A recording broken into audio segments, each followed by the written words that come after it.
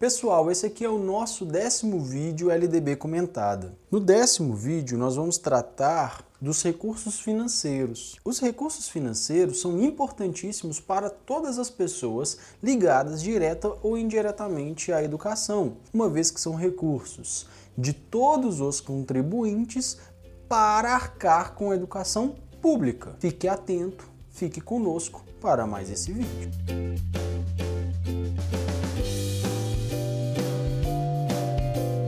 Apenas um lembrete, se você ainda não viu os vídeos anteriores, clique aqui no card que você vai direcionados a eles. Vamos para a lei. Artigo 68. Serão recursos públicos destinados à educação originários de... Então aqui nós vamos tratar dos recursos públicos. Recursos da União, dos estados, dos municípios, que são direcionados à educação. Quais são esses impostos? Quais são as suas fontes? Inciso 1º. A receita de impostos próprios da União, dos estados e do Distrito Federal e dos municípios. Então, eu tenho os impostos que são próprios desses 3 entes federados que serão direcionados à educação. IPTU, IPVA, imposto de renda, todos os impostos, partes deles são direcionados à manutenção e são destinados à educação. Nós vamos ver em um futuro muito próximo que cada ente tem um determinado percentual mínimo obrigatório estabelecido por lei. Inciso 2º. A receita de transferências constitucionais e outras transferências. Então, as transferências constitucionais da União para os estados, para o Distrito Federal, do Distrito Federal dos estados para os municípios, também são receitas destinadas à educação. 3º, receita do salário educação e outras contribuições sociais. Nós temos uma determinada contribuição social que incide sobre determinadas folhas de pagamento que se chama salário educação. O salário educação deve ser destinado à educação, evidentemente. Esse salário educação ele tem uma importância que é para a manutenção da educação e a garantia, por exemplo, dos percentuais mínimos de qualidade para garantir trabalhadores mais eficientes e adequados ao trabalho. Receita de incentivos fiscais. Os incentivos fiscais que geram receita, e essas receitas serão direcionadas à educação, e outros recursos previstos em lei, como diz o inciso 5º. Então, por exemplo, as constituições estaduais, a lei orgânica municipal pode prever que determinados recursos provenientes de determinadas fontes sejam direcionados à educação. Isso é permitido. Artigo 69. A União aplicará anualmente nunca menos de 18% e os estados e o Distrito Federal e os municípios 25% ou que consta nas suas respectivas constituições ou leis orgânicas, da receita resultante de impostos, compreendidas as transferências constitucionais, na manutenção e desenvolvimento do ensino público. Essa é uma medida provisória de 2017. Então aqui eu tenho uma obrigação mínima constitucional para que os estados, municípios e o Distrito Federal invista pelo menos 25% de suas receitas de impostos e transferências na educação. Já a União, ela deve investir 18%.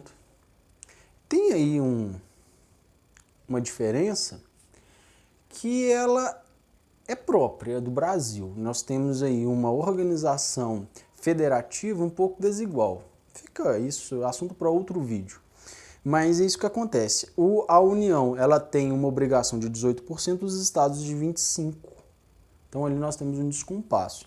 Mas fique atento que esse artigo ele é muito cobrado nas provas, uma vez que ele é fundamental para a manutenção da educação, porque esse artigo garante os percentuais mínimos de investimento para os entes federados brasileiros. E algo que nós devemos destacar é que as diferentes leis orgânicas municipais ou as constituições estaduais, elas podem garantir percentuais mais elevados do que esses, mas nunca menores. Então, se a questão diz, por exemplo, que um Estado em sua Constituição estadual pode investir um percentual de 24,9% de suas receitas de impostos, na educação está errado, porque nunca pode ser menor que 25, pode ser maior, pode investir 40, 50, enfim, o valor que for maior que 25. Parágrafo 1º. A parcela da arrecadação de impostos transferida pela União aos Estados, ao Distrito Federal e aos municípios, ou pelos Estados aos respectivos municípios, não será considerada, para efeito do cálculo previsto neste artigo, receita do governo que a transferir.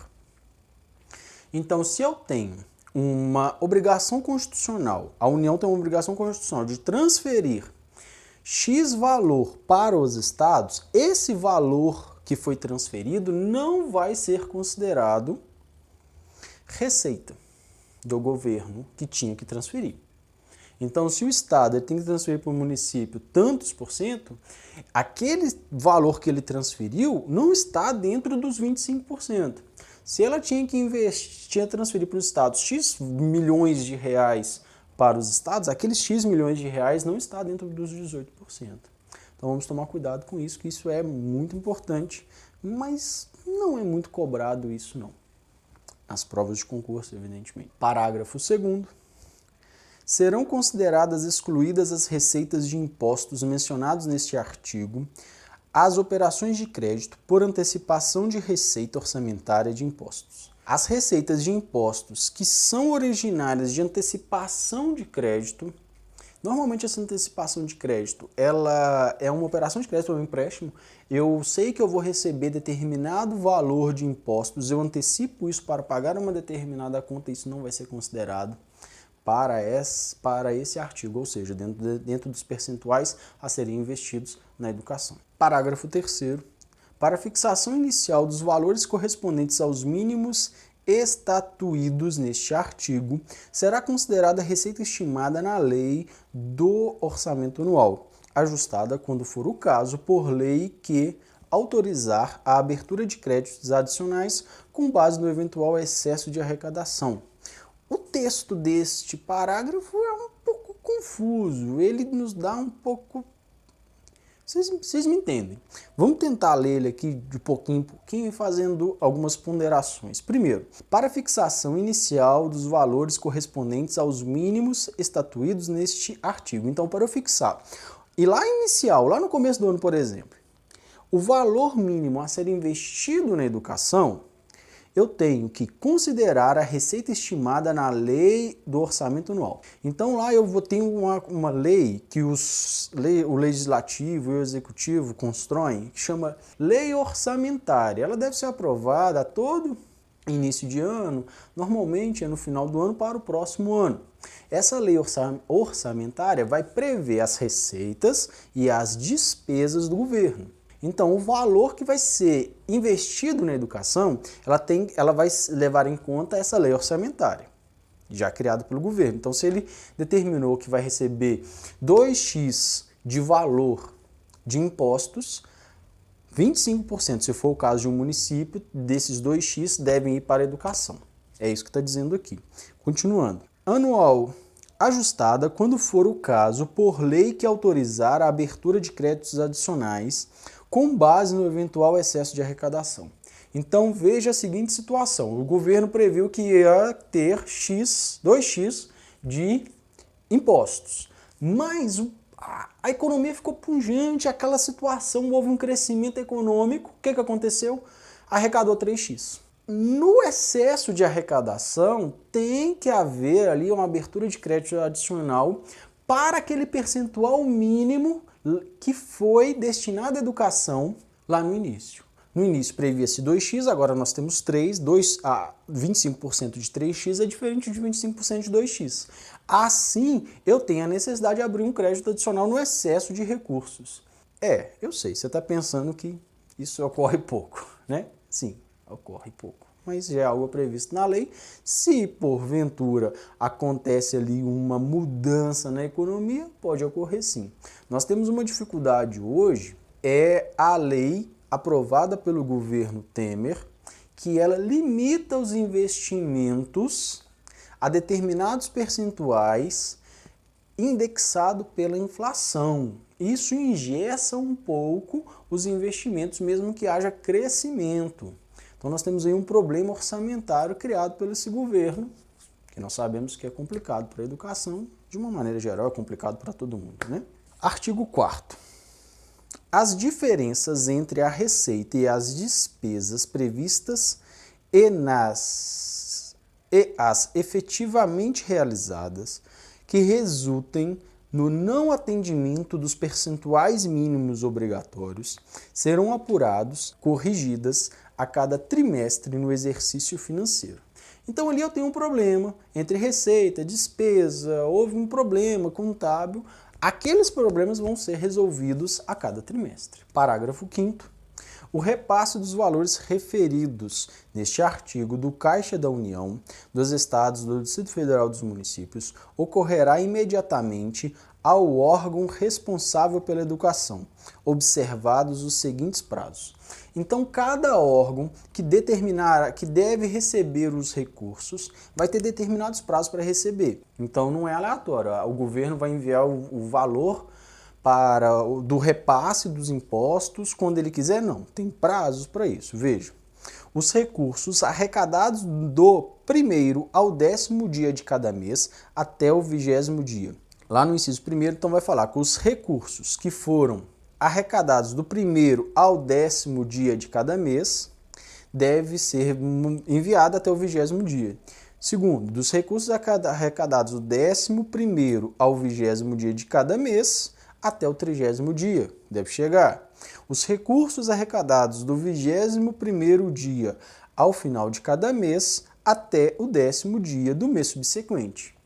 Então ali eu arrecadei um determinado valor até o final do mês, eu tenho até o 10º dia do próximo mês para enviar os recursos arrecadados. Isso dá uma segurança para os estados, para os municípios, para o Distrito Federal, em seu investimento, uma vez que ele sabe quando vai receber esses valores.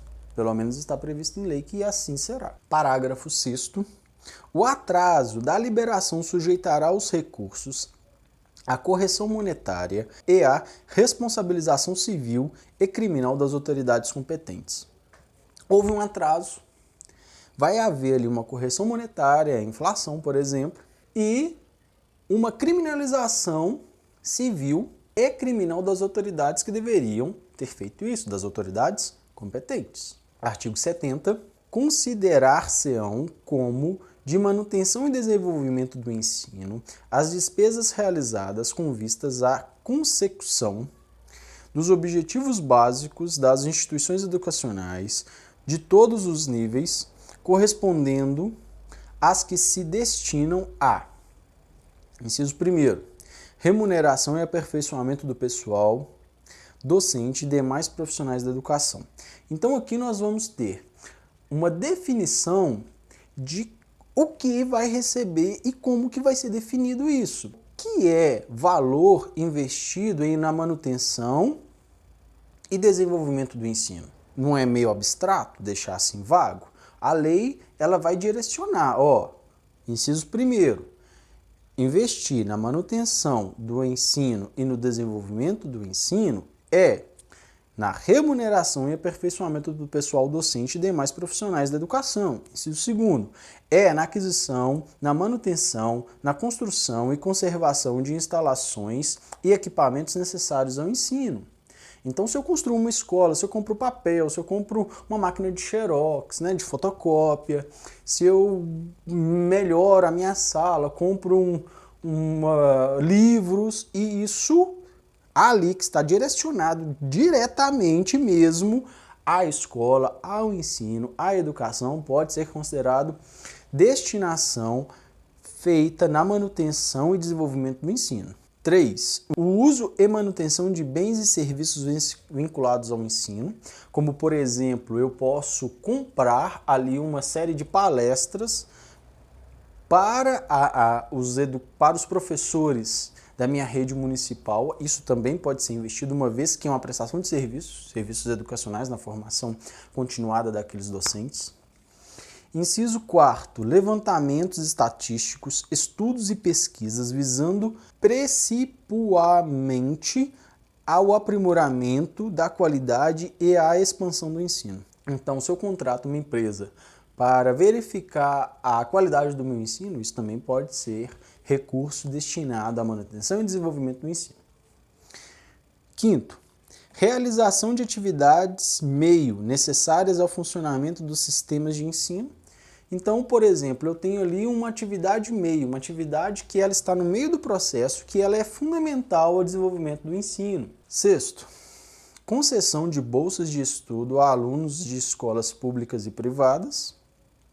Então, se eu concedo bolsas, isso também pode ser considerado investimento na educação. Nós vamos ver que essas concessões de bolsas, ela tem uma condição para acontecer. Artigo 7º, amortização e custeio de operações de crédito destinadas a atender ao disposto nos incisos deste artigo. Então, por exemplo, se eu tenho ali um empréstimo para a construção de uma nova instituição, de uma creche, eu posso usar recursos para pagar esse empréstimo e esses recursos serão destinados, sim, à manutenção da educação. 8º, aquisição de material didático escolar e manutenção de programas de transporte escolar. Uma vez que o transporte escolar ele é essencial, eu preciso trazer o aluno para a escola. Se ele mora a mais de 1 quilômetro, eu preciso ter esse transporte ali direcionado, atendido. Eu não posso deixar meu aluno vir a pé para a escola, andar como acontecia antigamente vários quilômetros. Hoje tem ali uma determinação por lei que o transporte escolar deve ser garantido pelo poder público ou a construção de uma escola mais próxima de sua casa. Artigo 71, esse é muito importante de uma maneira geral, não só para o concurso, mas para a nossa vida como cidadão. Não constituirão despesas de manutenção e desenvolvimento do ensino aquelas realizadas com. Então aqui é para evitar prefeitos, governadores, presidentes com moral muito pequenininha ou com má intenção mesmo. Vejam, se isso já não foi feito em algum momento aí. Inciso 1º, pesquisa, quando não vinculada às instituições de ensino ou quando efetivada fora dos sistemas de ensino, que não vise principalmente ao aprimoramento e à qualidade ou à sua expansão. Então, eu contrato uma empresa para fazer uma pesquisa sobre intenção de votos. E eu coloco aquilo ali como... É uma pesquisa, então educação? Não, de jeito nenhum. Pesquisas, em muitos casos, são utilizadas como forma para lavar dinheiro de desvio de verbas. Nós estamos vendo isso todos os dias, infelizmente. Inciso 2º, subvenção a instituições públicas ou privadas de caráter assistencial, desportivo ou cultural. Então eu tenho ali uma instituição, ela é assistencial, ela está ligada ao esporte, ela está ligada à cultura, mas ela não é uma instituição de ensino. Ah, mas ela dá aula, ela dá aula de violão. Mas isso não é ensino ali, ó, é educação básica, ela não está ligada à educação pública. Então vamos tomar cuidado. Vamos tomar cuidado. Tem que ser instituições ligadas diretamente à educação, à formação inicial. Não esses cursos não regulamentados. 3º, formação de quadros especiais para a administração pública, sejam militares ou civis, inclusive diplomáticos. Então ali eu tenho quadros, né, de pessoal administrativos que não podem entrar nesses recursos. 4º, programas suplementares de alimentação, assistência médico-odontológica, farmacêutica e psicológica e as formas de assistência social. Então, o prefeito, ele faz ali um programa de saúde bucal. É obrigação dele fazer, inclusive. Ele tem que fazer, realmente. Mas esses recursos não podem sair daquele percentual mínimo que ele tem que investir na educação. Esse valor ele tem que sair de outras fontes de recursos. Tome cuidado. Nós enxergamos isso de forma mais clara nesses municípios menores, que são currais eleitorais de determinados políticos.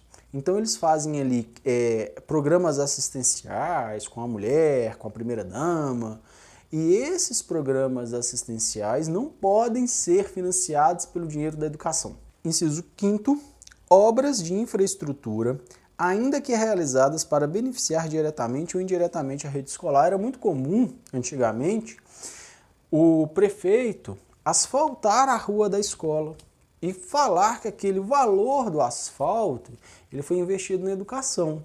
Essa obra de infraestrutura ela é essencial para a educação, ela é essencial para a escola, mas ela é uma obra de infraestrutura que beneficia diretamente a escola, mas ela não é um valor que deve sair do dinheiro que deve ser investido na educação. Isso é para garantir que os recursos sejam efetivamente investidos na educação e não em obras eleitoreiras. Esse inciso ele é fundamental para garantir da correta destinação dos recursos públicos. Inciso 7º. Pessoal, docente e demais trabalhadores da educação, quando em desvio de função, em atividade alheia à manutenção e desenvolvimento do ensino. Isso é muito comum quando nós temos trabalhadores, por exemplo, com problema na voz, professores, docentes. Estando incapacitado de estar dentro de uma sala de aula, o governo ele pode levá-lo a desempenhar uma função, por exemplo, na administração pública. Ele passa a ser um assessor do prefeito, ele passa a desempenhar a função de uma tesouraria. Essas funções elas não estão direcionadas efetivamente à docência ou à manutenção do ensino. Então, essas pessoas não podem mais receber com recursos que devem ser direcionados à educação. Artigo 72. As receitas e despesas com manutenção e desenvolvimento do ensino serão apuradas e publicadas nos balanços do poder público, assim como os relatórios a que se refere o parágrafo 3º do artigo 165 da Constituição Federal. Então, todos esses valores que foram gastos na manutenção da educação devem estar nesse balanço, que é um balanço previsto na Constituição. Artigo 73. Os órgãos fiscalizadores examinarão prioritariamente, na prestação de contas dos recursos públicos, o cumprimento do dispositivo do artigo 212 da Constituição Federal, no artigo 60 dos atos das disposições constitucionais transitórias e na legislação concernentes. Então, os órgãos que fiscalizam a aplicação desses recursos vão ser geridos por leis e por regulamentos próprios, constitucionais e leis próprias. Nós temos várias instituições que têm esse papel. Uma delas é o Conselho Civil do Fundeb.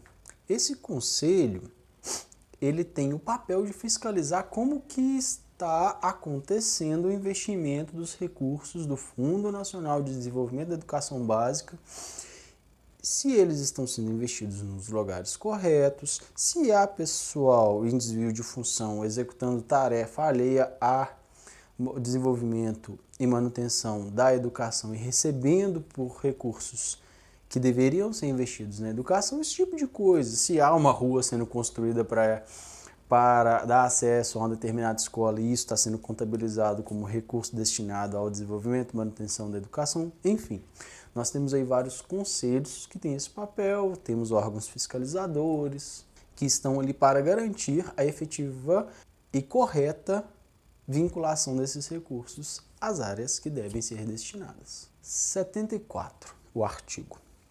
A União, em colaboração com os Estados, o Distrito Federal e os municípios, estabelecerá padrão mínimo de oportunidades educacionais para o ensino fundamental, baseado no cálculo do custo mínimo por aluno capaz de assegurar um ensino de qualidade. Então, a União, os estados, os municípios, o Distrito Federal, eles vão estabelecer um padrão mínimo de oportunidades educacionais que esteja ali em sintonia com um valor financeiro que seja adequado para essa manutenção. Hoje, só para você ter uma ideia, hoje, 2017, o valor repassado pelo Fundo Nacional de Desenvolvimento da Educação Básica, o Fundeb, ele gira em torno de R$ 2.700. É um valor bastante alto. Mas é suficiente para manter um padrão de qualidade mínimo, aquele padrão de qualidade que a sociedade exige, que o mercado de trabalho exige? Não é. Mas também não é um recurso desprezível. Uma vez que nós temos 30, 35 alunos dentro de uma classe, e cada aluno desse vai gerar esse valor anual. E nós ainda temos os outros repasses, os recursos de impostos. Então nós temos um volume financeiro aí bastante relevante. Não é o ideal ainda, mas temos ali uma garantia. Eu tenho certeza que houve uma melhora com a Constituição Democrática de 88 e com o estabelecimento das leis de diretriz e base da educação brasileira.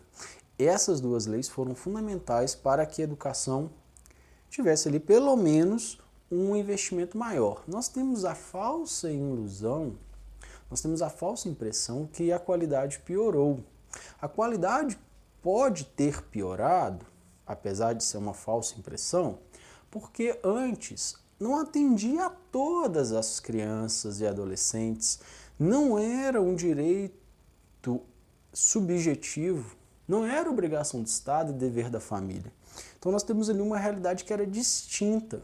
Então nem todos tinham oportunidades de estudar. Então é evidente que havia seleções, né, as famosas provas de admissão, só os bons alunos continuavam a estudar. Isso garantia um padrão de qualidade. Por isso que hoje a escola privada é muito melhor que a pública. Ela escolhe o aluno.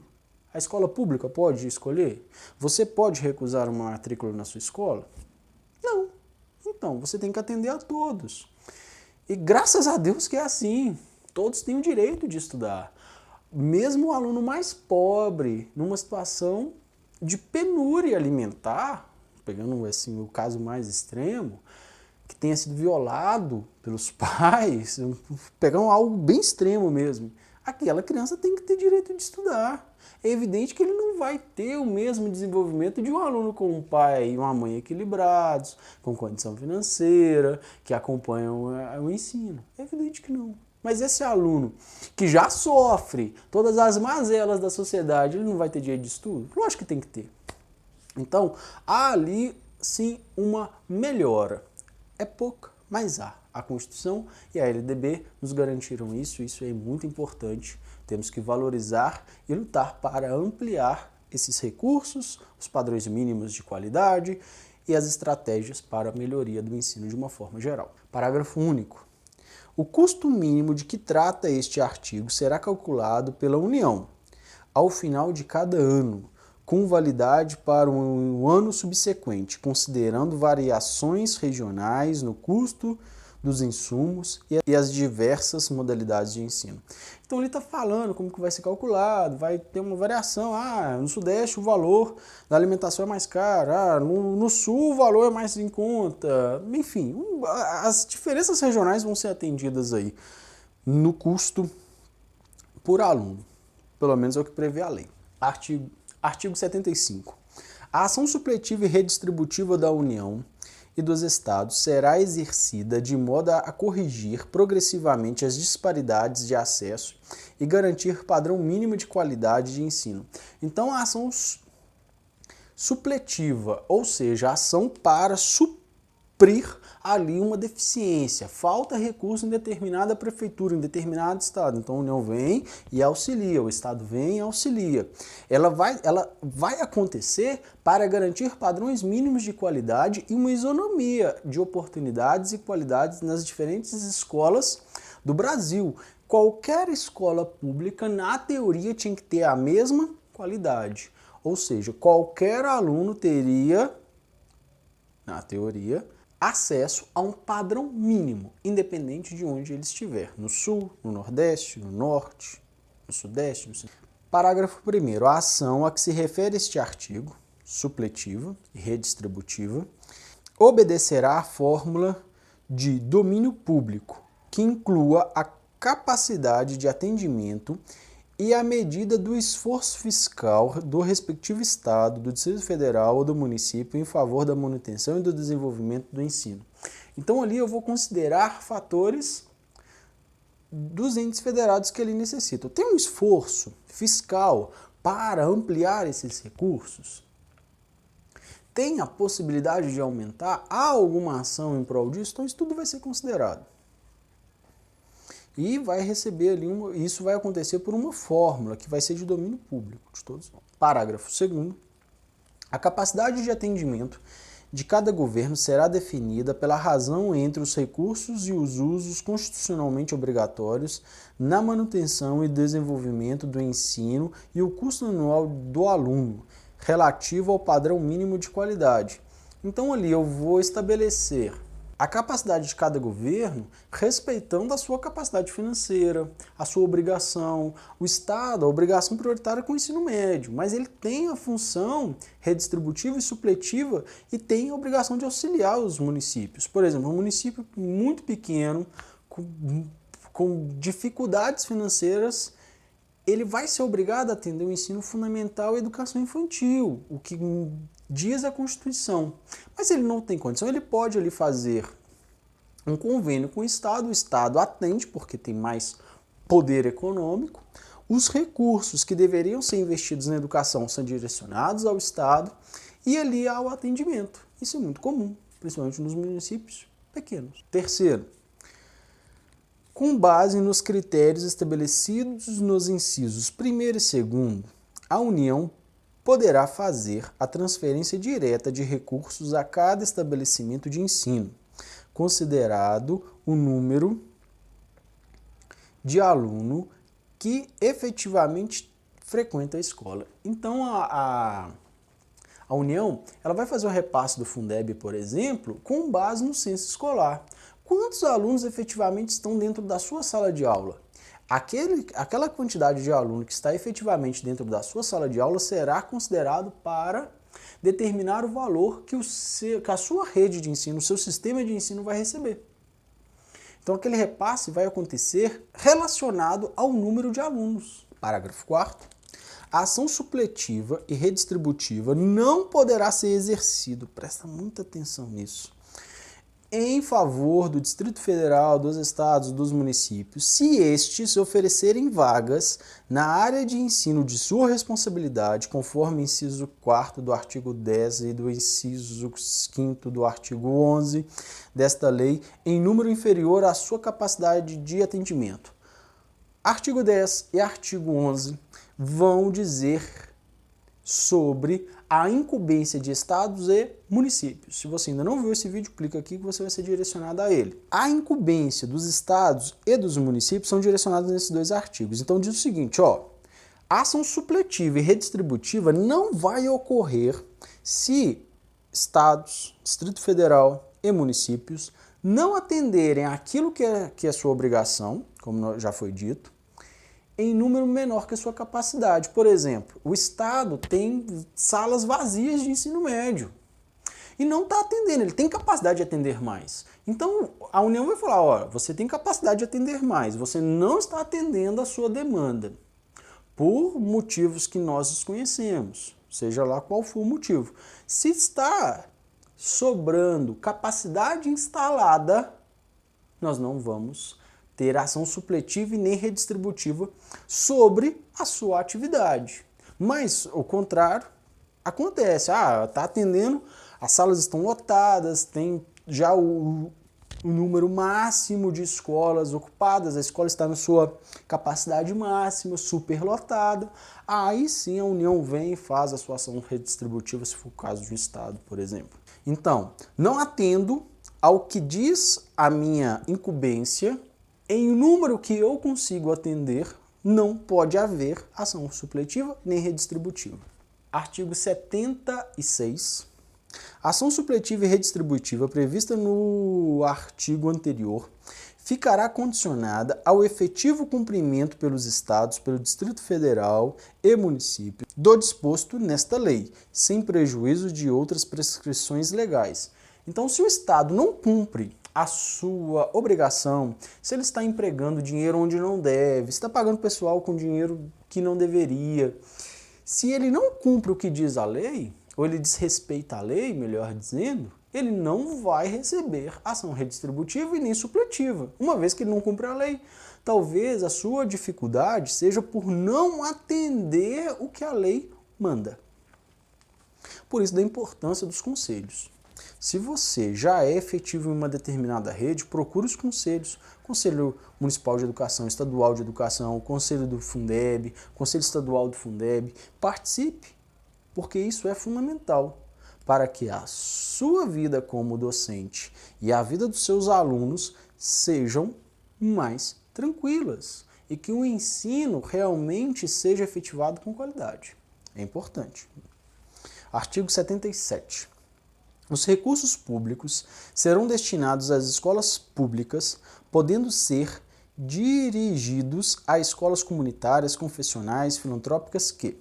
Então aqui, os recursos são públicos, então eles vão para a escola pública, mas eu posso mandar recursos para determinadas instituições que não são públicas, confessionais, comunitárias e filantrópicas, mas tem alguns critérios, veja os critérios. Inciso 1º, essas instituições têm que comprovem finalidade não lucrativa. Então, essas instituições não podem gerar lucro e não distribuem resultados. Ou seja, teve lá um resultado excepcional, vamos dividir o que sobrou. Não pode ocorrer isso. Dividendos, bonificações, participações ou parcela de seu patrimônio sobre nenhuma forma de pretexto. Então, eu não posso dividir o patrimônio da escola, eu não posso dar um bônus, eu não posso dar um auxílio, eu não posso ter nenhuma forma que vá beneficiar determinadas pessoas ou grupos que atuem naquela instituição. Segundo, que apliquem seus excedentes financeiros em educação. Então, recebeu o recurso público, e elas ainda cobram uma mensalidade. Então sobrou um dinheiro, sobrou um recurso. Eu tenho que pegar esse recurso e investir novamente na educação. Não posso dividir, como o inciso primeiro disse. Eu não posso dividir isso entre ali a diretoria. Eu tenho que reinvestir na educação, melhorar a infraestrutura, melhorar equipamentos, comprar mais livros, enfim. Atender mais alunos em situação de risco. Inciso 3º. Assegurem a destinação de seu patrimônio a outra escola comunitária, filantrópica ou confessional ou ao poder público no caso de encerramento de suas atividades. Isso é uma maneira de garantir a manutenção do atendimento a essas crianças. Se a escola quebra, ela encerra suas funções, é uma escola confessional ligada a uma igreja protestante. Aquela igreja, ela se extingue, não existe mais, ela acabou. Aquela instituição, ela não vai ter mais a mantenedora. Então, o que vai acontecer? O seu patrimônio, o seu prédio, as cadeiras, as mesas, enfim, tudo aquilo que compreende a escola vai ser direcionado a uma nova escola confessional, ou uma escola filantrópica, uma escola comunitária, ou mesmo ao poder público, para que aqueles alunos que eram atendidos continuem sendo atendidos, mesmo após o encerramento de suas atividades. Inciso 4º, prestem contas ao poder público dos recursos recebidos. Eu recebi recurso, mas isso não é uma carta branca para eu gastar ele como eu quiser. Essas instituições devem prestar contas dos recursos que foram recebidos. Esse é o mínimo, né? Senão não tem desvio e, enfim, terrível. Não pode ocorrer jamais. Parágrafo 1º. Os recursos que trata este artigo poderão ser destinados a bolsas de estudos para a educação básica, na forma da lei, para os que demonstrarem insuficiência de recursos, quando houver falta de vagas e cursos regulares na rede pública, de domicílio do educando, ficando o poder público obrigado a investir prioritariamente na expansão da sua rede local. Não tem vaga de jeito nenhum, o menino pode receber uma bolsa de estudo numa escola particular. Só que isso vai obrigar o poder público municipal, por exemplo, ou estadual, a investir na ampliação da rede pública, porque a vaga ela tem que ser prioritariamente na rede pública. O aluno não tem condição de pagar, ele vai receber a bolsa por um determinado período, vai se formar, enfim, vai acabar com aquela dificuldade ali que ele tinha, mas o poder público vai ser obrigado a investir prioritariamente na ampliação da sua rede própria, evitando assim, por exemplo, o inchaço de bolsas pagas pelo poder público a determinadas instituições privadas. Isso pode ocorrer, por exemplo, com um prefeito amigo do dono da empresa que financiou sua campanha, por exemplo, de uma escola que financiou sua campanha, e que o governo ficasse ali só investindo em bolsas para ele, ao invés de ampliar sua rede própria. Então a lei já não permite isso, ele pode até dar a bolsa, mas só por um período curto de tempo, até que essa rede seja ampliada e seja atendida às necessidades de sua demanda. Parágrafo 2º. As atividades universitárias de pesquisa e extensão poderão receber apoio financeiro do poder público, inclusive mediante bolsas de estudo. Então nós temos aqui um parágrafo que permite que seja investido em bolsas de estudo nas atividades universitárias de pesquisa. É uma maneira também de garantir a atividade científica brasileira. Nós chegamos ao fim do nosso vídeo, eu espero que tenha ajudado. Não deixe de clicar aqui no card para você assistir o próximo é o último da nossa série LDB.